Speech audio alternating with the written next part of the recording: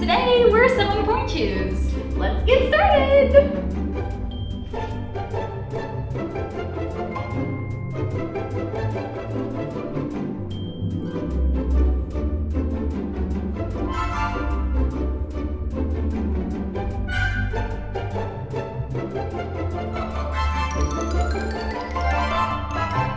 Things you need to sew pointe shoes. Pointe shoes.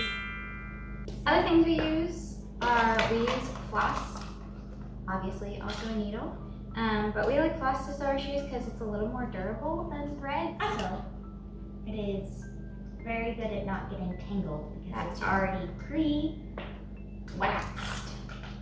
All right, needle and floss, very important. Ribbons, elastics. We both use X-Acto knives to 3/4 our shoes and shave down our shanks, which we'll show you in a second. And that's about it. Oh, lighter. Gotta burn those ribbons so we don't have any fraying. So first thing we do is try and figure out what shoe works better on which sister. We have the same size foot and we wear the same size shoe.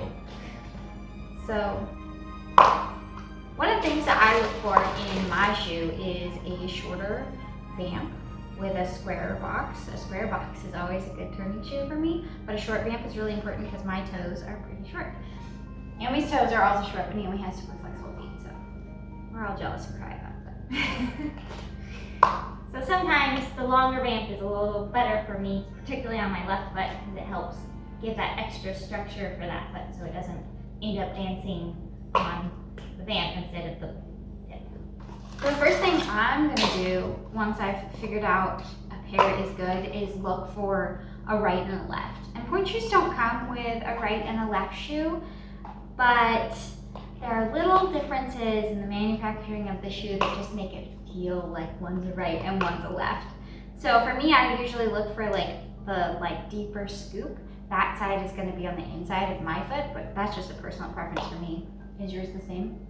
Yeah, more I end up looking for the outside shape because if whichever side has a more of a outwards direction at the tip for my like a winged tip? Yeah, if that one, I need it to go this way if it's my right foot, because if it goes the other way, it always makes my right foot look like it's sickling and it's a losing battle. On the back of our shoes, you can see there's like a pretty thick leather sole, and that can be pretty difficult to balance in when you're trying to balance an adagio. You have to be careful not to dig too deep into the sole because you can unearth the stitching that holds your shoe together, which maybe is why more people don't do it, and that would be bad. It always a little bit trial and error. Also, anytime you're trying something new with a shoe, do it on a dead pair first, because if you mess it up, then you won't be wasting an entirely good new pair of shoes.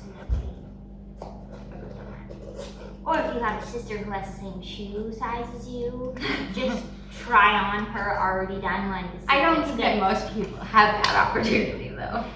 This is where I like to cut my shank to give myself some more support.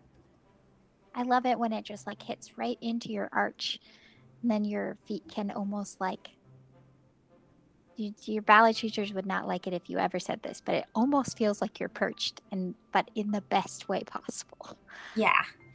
It also, for me, since I don't have to bend it to make that happen, means that it lasts way longer because the structural integrity of everything below that is still all the way there. Same. It makes my shoes break in a lot faster, but then stay solid for longer. So the next thing we do is sew on ribbons and elastics.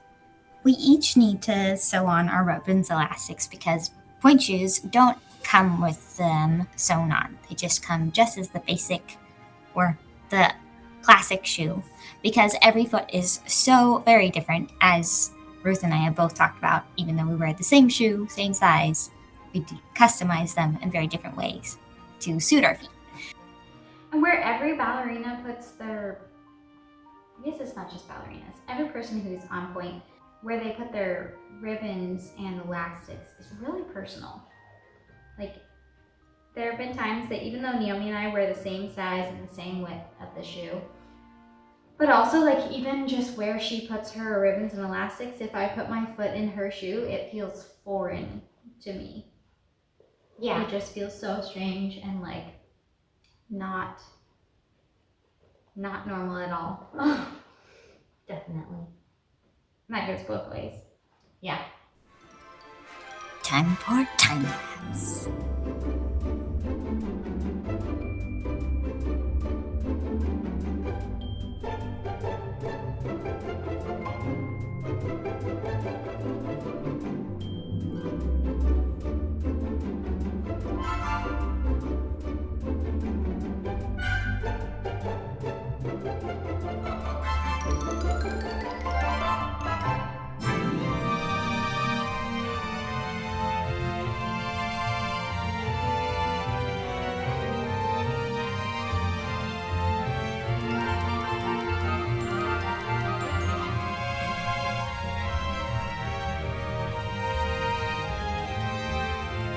And you're on your last elastic. And my last elastic and my last knot. Ooh. I think she's gonna make it, guys. She does It more. wasn't a race, but I still won. That's it. That's it. 2 pairs of sewn shoes, completely different and also similar. Things are following along as we sewed some shoes and got them ready for what's next, breaking them in. And we'll see you next time. Bye bye.